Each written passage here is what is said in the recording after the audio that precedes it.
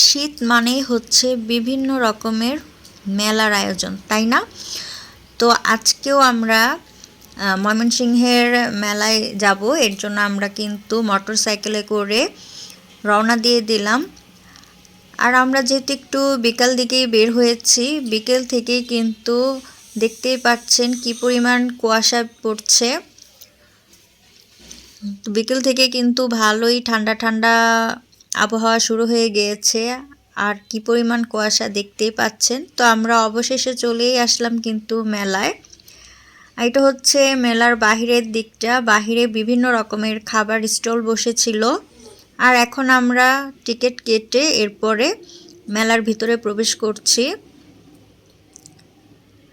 আর এবারের মেলায় কিন্তু ভিতরে লাইটিং করেছিল খুব সুন্দর।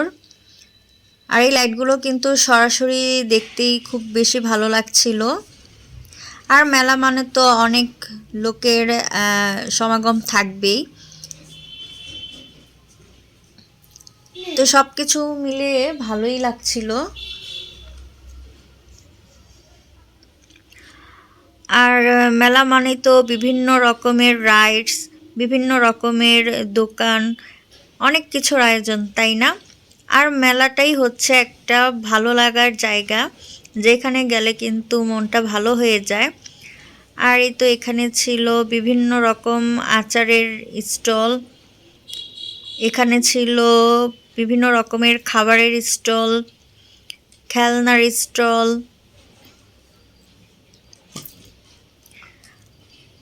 মেলা মানেই হচ্ছে বিভিন্ন রকমের জিনিসপাতির দোকানের সমাগম, তাই না? আর এই তো এখানে ছিল কাপড়ের বিভিন্ন রকমের স্টল। আর এখানেই তো শীতের বিভিন্ন পোশাক ছিল, জামদানি শাড়ি ছিল। আর এখানে ছিল কসমেটিক্সের দোকান।